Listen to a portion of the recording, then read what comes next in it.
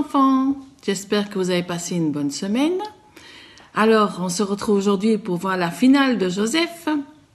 Je vous demanderai déjà maintenant de préparer un petit bout de papier avec de quoi écrire, un crayon, un stylo, n'importe, pour que vous allez voir tout à l'heure après l'échange, je vais vous demander d'employer ce petit papier et d'écrire quelque chose dessus. Alors, préparez déjà ça. Vous aurez 2 chants, dont un pour les petits et un chant pour la fin, après l'histoire biblique, le partage qu'on aura ensemble. Je vous souhaite une bonne matinée dans le Seigneur. Soyez bénis. Gros bisous.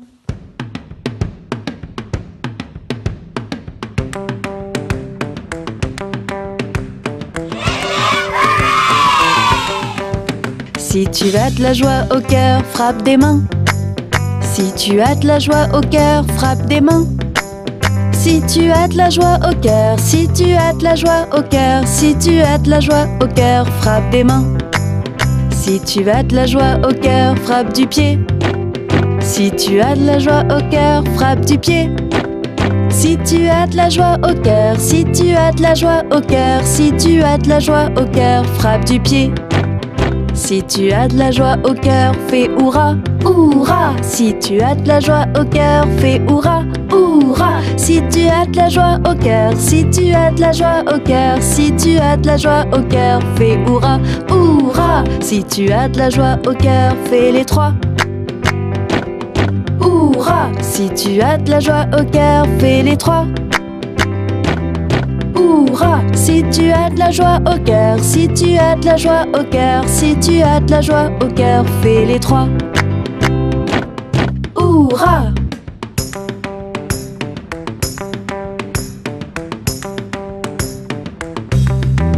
Si tu as de la joie au cœur, si tu as de la joie au cœur, si tu as de la joie au cœur, frappe des mains. Si tu as de la joie au cœur, si tu as de la joie au cœur, si tu as de la joie au cœur, frappe des mains.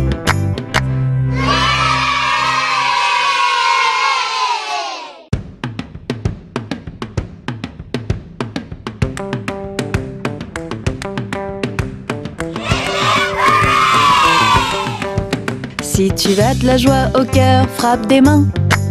Si tu as de la joie au cœur, frappe des mains. Si tu as de la joie au cœur, si tu as de la joie au cœur, si tu as de la joie au cœur, frappe des mains.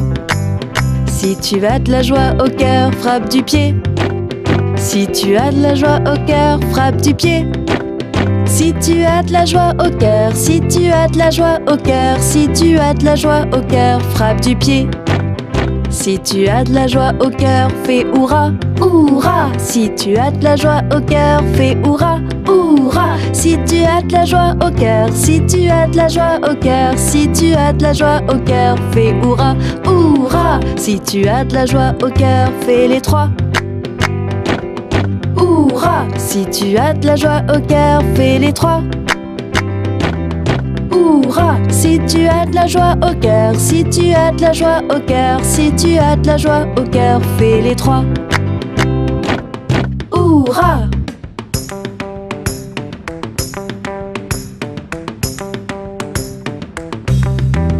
Si tu as de la joie au cœur, si tu as de la joie au cœur, si tu as de la joie au cœur, frappe des mains. Si tu as de la joie au cœur, si tu as de la joie au cœur, si tu as de la joie au cœur, frappe des mains.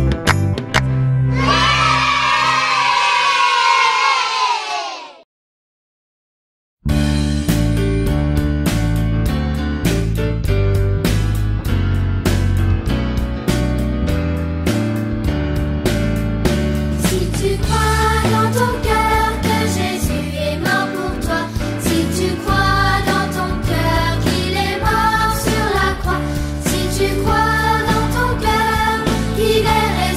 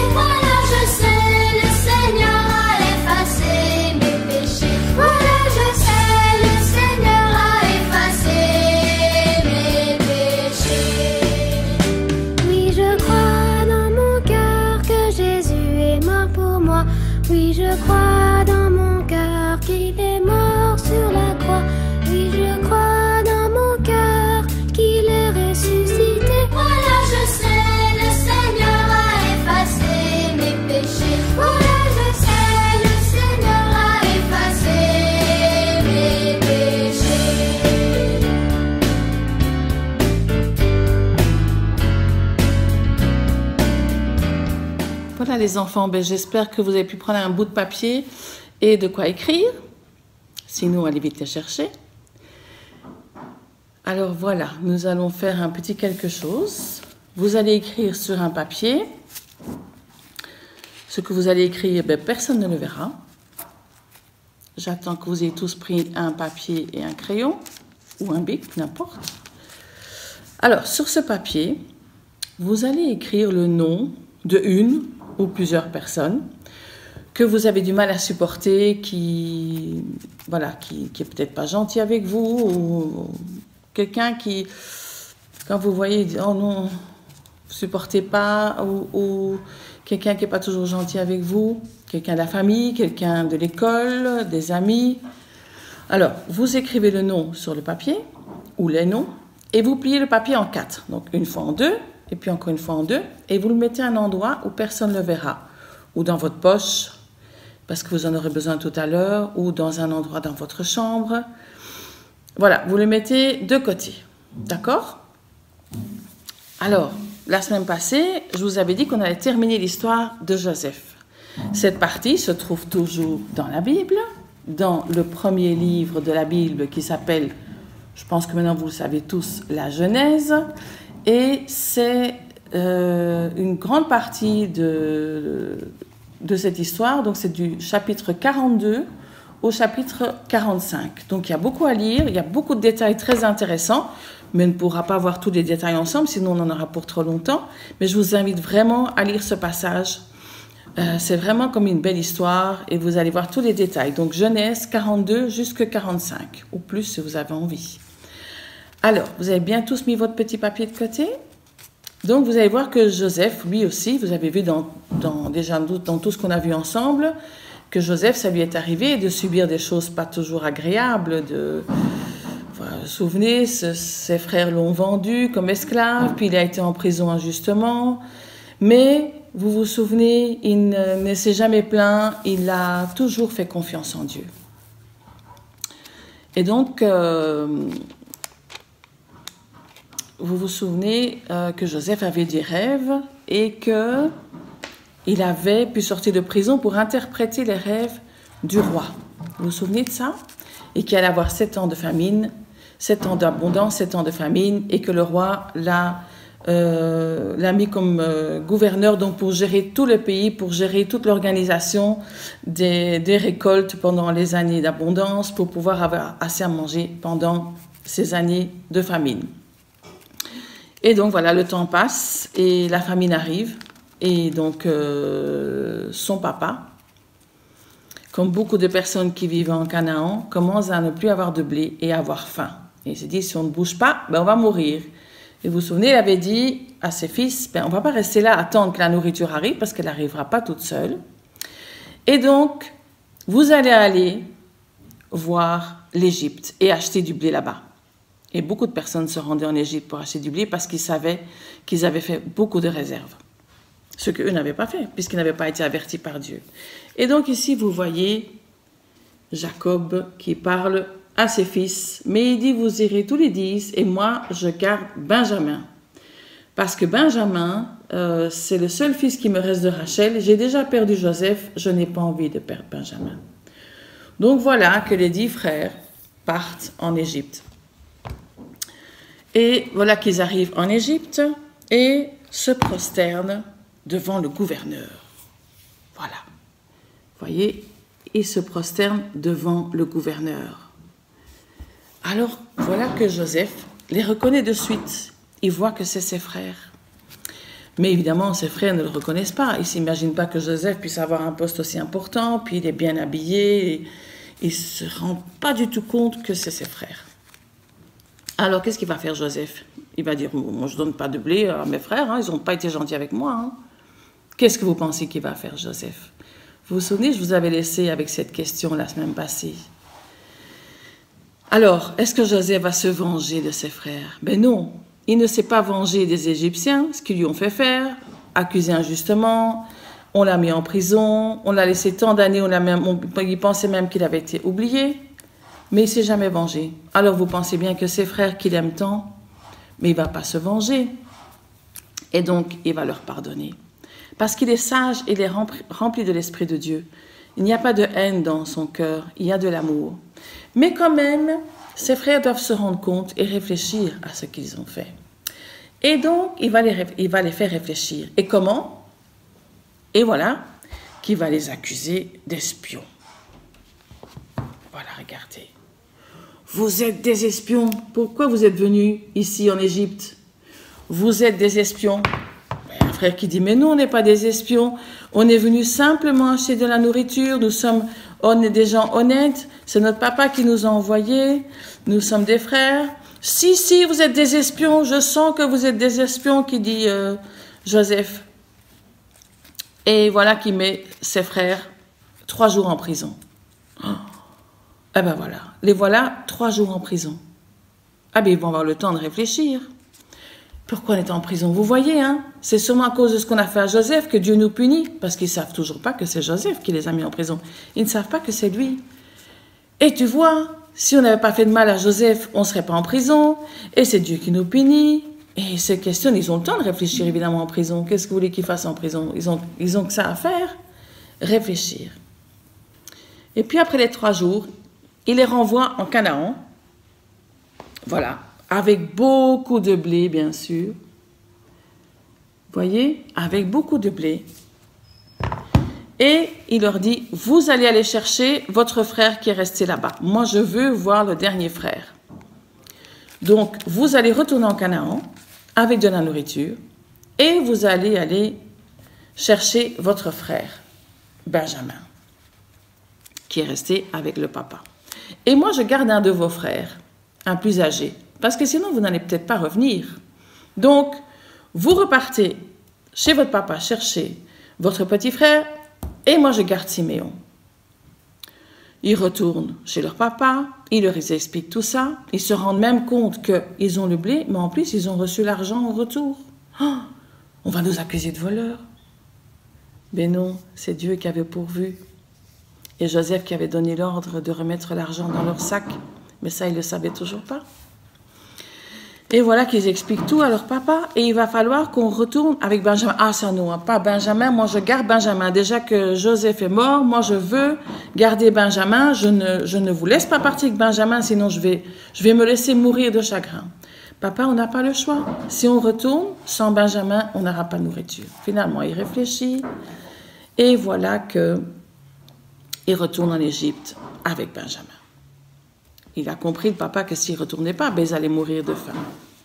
Et voilà que Joseph les voit arriver et il dit à ses serviteurs, vous allez préparer une grande fête, on va manger tous ensemble. Et voilà. Donc, ils mangent ensemble, ils repréparent les animaux avec plein de choses pour le papa. Et voilà qu'il dit à un ouvrier de Joseph, tu vas mettre la coupe d'argent, donc une belle coupe, tu vas mettre la coupe d'argent dans le sac. Une belle coupe d'argent dans le sac. Aïe, aïe, aïe. Et, ben, à mon avis, Joseph voulait les tester. Et donc, ils partent et ils ne se rendent pas compte que quelqu'un a mis la coupe d'argent dans le sac de Benjamin. Et les voilà partis. Et évidemment, Joseph envoie son serviteur pour courir. Va vite, les chercher, va vite. Et il commence à fouiller tous les sacs, tous les sacs, tous les sacs. Et puis évidemment, qu'est-ce qu'il a trouvé dans le sac de Benjamin? La coupe, bien sûr. Oh, mais on n'a pas pris ça. Mais pourquoi on aurait pris ça alors qu'on avait ramené l'argent que tu nous avais laissé dans le sac? Mais nous sommes des gens honnêtes. Mais... Oh là là, mais c'était grave. Donc qu'est-ce qu'il allait se passer? Soit ils allaient tuer Benjamin parce qu'il avait volé, ou alors il allait devenir son esclave. Alors ils retournent tous chez Joseph. Et donc Joseph se dit, mais ils ont tous peur de ce qui va leur arriver. Donc pour une fois, ils ne vont pas faire ce qu'ils ont fait avec moi. Parce que ce qu'ils avaient comploté, ils l'ont vraiment fait, ils m'ont vendu, etc. Donc on voit que les frères, maintenant, ils réfléchissent. Il y en a même un qui voulait prendre la place de Benjamin, parce qu'il savait que si le papa ne retrouvait pas Benjamin, le papa, il est tellement malheureux qu'il allait mourir de chagrin. Et voilà que il leur explique tout ça. Mais on est honnête, s'il vous plaît. Moi, je vais prendre la place de Benjamin, comme ça Benjamin peut retourner chez papa. Et voilà que Joseph, il craque. Il craque et il se met à pleurer. Il se met à pleurer, vous voyez? Il se met à pleurer parce qu'il a voulu tester ses frères. Il fait sortir tous les serviteurs. Et comme ça, il peut parler rien qu'avec ses frères. Et il leur dit, vous savez, c'est moi, Joseph. Rassurez-vous, je ne vous en veux pas. Je vous pardonne. Vous savez, vous m'avez vendu à des esclaves, mais Dieu a permis que je vienne en Égypte et que le roi me nomme gouverneur pour pouvoir diriger le pays, pour mettre du blé de côté et pour que vous puissiez avoir à manger pendant toutes ces années de famine. N'ayez crainte, je vous pardonne. Et donc grâce à ça, je peux vous donner de la nourriture et vous n'allez pas mourir de faim. Et voilà qu'il se serre des bras avec Benjamin. Ils ont retrouvé, voilà, les deux plus jeunes frères, Joseph et Benjamin, se retrouvent. Ils sont tous étonnés, les frères, et tout contents. Mais voilà, mon frère n'est pas mort. Oh, mais ils ont peur parce qu'ils disent, qu'est-ce qui va nous arriver? Mais Joseph les rassure encore. Alors maintenant, ce que vous allez faire, dit Joseph, vous allez retourner en Canaan, vous allez chercher papa, et vous allez revenir avec toute la famille, tous les animaux, tout ce que vous possédez, et vous allez venir vous installer en Égypte. Parce que la famine va durer 7 ans. Ça fait déjà 2 ans que ça dure, et il reste 5 ans. Et moi, je veux que vous veniez vivre près de moi. Comme ça, je pourrai vous donner à manger pendant tout le temps de la famine, avec papa et tout le monde, toute la famille. Vous allez tous venir vous installer dans la région de Goshen. Ici, on voit sur la carte. Donc, ils viennent de Canaan, Israël donc. Ils viennent d'Israël. Et ils vont s'installer avec toute la famille, les moutons, les chèvres, les bœufs, tout ça. Ils vont s'installer en Égypte, dans la région qui s'appelle Goshen. Et Joseph, pendant toutes ces années, va prendre soin de sa famille. Et il va retrouver son papa qui va se dire, mais non seulement je revois mon fils Joseph, mais on est tous réunis, et en plus avec tes enfants et toute ta famille, mais c'est magnifique, merci mon Dieu. Vous vous rendez compte, non seulement il retrouve son fils vivant, qui a une famille, qui a la responsabilité de l'Égypte, et voilà qu'il peut vivre avec eux, et ils n'ont même pas faim, ils ne vont pas mourir de faim. Vous voyez, Joseph a pardonné à ses frères. Et à la place de la haine, il y a Dieu qui a transformé cette peut-être haine éventuelle en amour. Joseph a toujours pardonné. Il n'a jamais rouspété parce qu'il faisait confiance en Dieu. Et donc, quand vous avez quelqu'un qui vous a fait du mal, ou comme ce qui est arrivé à Joseph, il a été accusé injustement, et ça vous est déjà arrivé d'être accusé injustement. Oui, c'est toi qui l'as fait, mais non, c'est pas moi qui l'ai fait. Si, c'est toi. Mais comment on va le prouver? Mais le plus important, c'est que Dieu sait qui l'a fait. Que les personnes autour ne sachent pas la vérité, c'est pas grave. Mais le plus important, c'est que Dieu le sache. Et il faut pardonner. Pardonner, ça ne veut pas dire qu'on donne raison à la personne qui nous a fait du mal. Mais non. Mais ça veut dire qu'on ne reste pas fâché, qu'on ne garde pas la haine dans notre cœur, mais que la haine est remplacée par l'amour. Et c'est Dieu qui transforme cette haine en amour. Il faut savoir que Dieu, au travers de son Fils Jésus, nous a pardonné de tous nos péchés. Alors nous aussi, on doit pardonner à ceux qui nous font du mal. Vous allez prendre votre petit papier. Vous vous souvenez, au début, je vous ai dit d'écrire sur votre petit papier le nom des personnes qui vous avaient fait du mal ou qui ne vous supportaient pas parce qu'ils ne sont pas gentils avec vous. Alors, comme je vous dis, pardonner, ça ne veut pas dire que la personne qui vous fait du mal a raison, mais ça veut dire que vous n'êtes plus fâché, vous n'avez plus la haine dans votre cœur. Vous ne lui en voulez pas, comme Joseph n'en voulait pas à ses frères. Au contraire, il leur donnait beaucoup de blé, il leur a donné sous en plus, et il leur a dit de venir tous s'installer. C'est super, non? Alors, apprenons aussi, nous, à pardonner pour que Dieu aussi nous pardonne. Parce que pour que Dieu nous pardonne, il faut qu'on pardonne aussi aux autres. On va le lire dans Matthieu. Donc, Matthieu est le premier livre du Nouveau Testament, le premier évangile. Dans le chapitre 6, donc vous prenez le Nouveau Testament, le premier livre du Nouveau Testament, qui s'appelle Matthieu au chapitre 6, au verset 14 et 15. Ce sont des versets très importants. Je le lis pour vous au verset 14 dans la version Parole de vie. En effet, si vous pardonnez leurs fautes aux autres, votre Père qui est dans les cieux vous pardonnera aussi. Mais si vous ne pardonnez pas aux autres, votre Père ne vous pardonnera pas vos fautes non plus. Donc, si vous gardez de la haine dans votre cœur ou que vous ne pardonnez pas, il ne faut pas spécialement avoir de la haine, mais vous dites non, je ne pardonne pas parce que c'est trop grave ce qu'il a fait. Eh bien, si vous ne pardonnez pas à cette personne, Dieu ne vous pardonnera pas non plus. Voilà, vous vous rendez compte, c'est important de pardonner aux autres.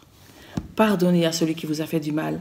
Et donc, sur votre petit papier, il peut y avoir le nom de quelqu'un de votre famille, ou de l'école, ou de vos amis, ou des cousins, je ne sais pas. Pardonnez à cette personne qui vous fait du mal. Et vous allez voir, il va voir en vous un changement. Parce que si on pardonne, quand on parle à la personne, on n'a plus cette haine dans notre cœur, où on n'est plus fâché. On parle avec l'amour de Dieu. Et cette personne qui n'est pas toujours spécialement gentille avec vous, va voir que vous lui parlez avec amour, va dire, tiens, je ne suis pas toujours gentil avec lui, et pourtant, lui, il me parle avec beaucoup d'amour. Pourquoi? Parce que Dieu a permis que vous puissiez parler avec amour. Et vous allez voir, ça va se passer beaucoup mieux après ça. Les frères de Joseph, est-ce qu'ils avaient encore de la haine quand Joseph leur a dit qu'il les a pardonnés? Mais non, au contraire. Ils étaient heureux. Et ils ne devaient peut-être pas être très, très fiers de ce qu'ils ont fait à Joseph. Mais ils ont vu que Joseph n'est pas resté fâché. Bien au contraire. Non seulement il les a pardonnés, mais il les a aidés dans ces années difficiles. Et en plus, ils sont venus s'installer en Égypte et ils ont pu manger gratuitement pendant toutes ces années. C'est pas magnifique? Quand Dieu remplace la haine par de l'amour, on peut faire des choses formidables au travers de Dieu. Et donc, je vous propose de prier ensemble pour que nous remercions le Seigneur d'avoir pardonné nos péchés, mais de nous aider aussi à pardonner de tout notre cœur à tous ceux qui nous font du mal. Vous êtes d'accord? On prie ensemble? Seigneur, je te remercie vraiment parce que tu as pardonné tous mes péchés et tu vas encore continuer à me pardonner lorsque je te le demanderai, Seigneur. Merci d'avoir envoyé ton Fils à la croix parce que grâce à ça, nous pouvons te prier librement. Je te demande de m'aider à pardonner ceux qui me font du mal, à pardonner ceux qui m'ont accusé injustement ou pardonner à ceux qui ont été méchants avec moi, qui m'ont frappé. Seigneur, aide-moi vraiment à pardonner sincèrement ceux qui m'ont fait du mal, Seigneur, et que dans mon cœur, il puisse ne plus y avoir de haine. Je te dis merci, Jésus, de tout mon cœur. Dans le nom de Jésus, Amen. Amen. Et donc, que nous puissions pardonner, il faut demander à Dieu de nous aider, parce que ce n'est pas facile de pardonner. Hein. Oui, mais il n'a pas été gentil avec moi, hein. Mais Dieu va vous aider. Et après, quand vous avez pardonné, c'est bien aussi de le dire, je te pardonne pour le mal que tu m'as fait. Mais il faut que ça se voie. Continuez à être gentil avec ces personnes, ils vont voir, mais il m'a vraiment pardonné, lui. Parce que si vous pardonnez et que le lendemain, vous êtes de nouveau à tirer la tête, vous vous dites, mais il ne m'a pas vraiment pardonné, sinon il ne serait pas comme ça avec une tête à me regarder méchamment. Non, continuez à montrer que vous aimez cette personne et que vraiment, il n'y a plus rien entre vous de méchant, qu'il n'y a plus rien de...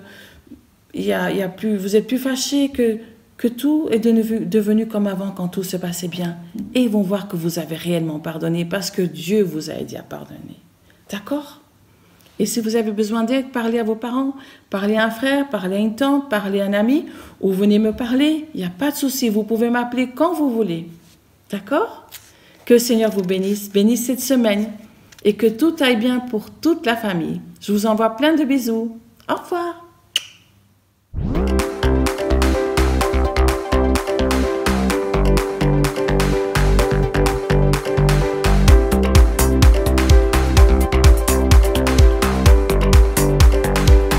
De mes péchés tu m'as lavé, ton sang précieux m'a racheté.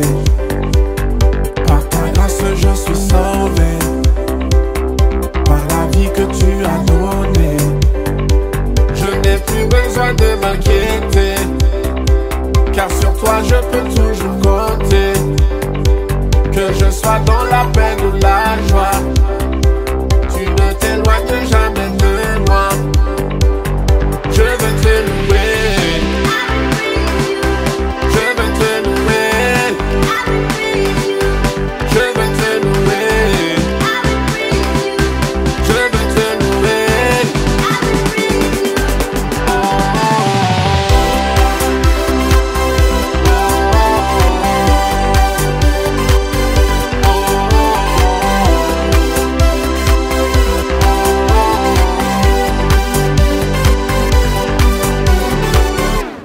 je suis dans l'obscurité. Ta parole éclaire mes sentiers. Et lorsque je suis en danger, pour moi tu es un bouclier. Je n'ai plus besoin de m'inquiéter, car sur toi je peux toujours compter. Que je sois dans la peine ou la joie, tu ne t'éloignes jamais de moi. Je veux te louer, je veux te louer, je veux te louer, je veux te louer.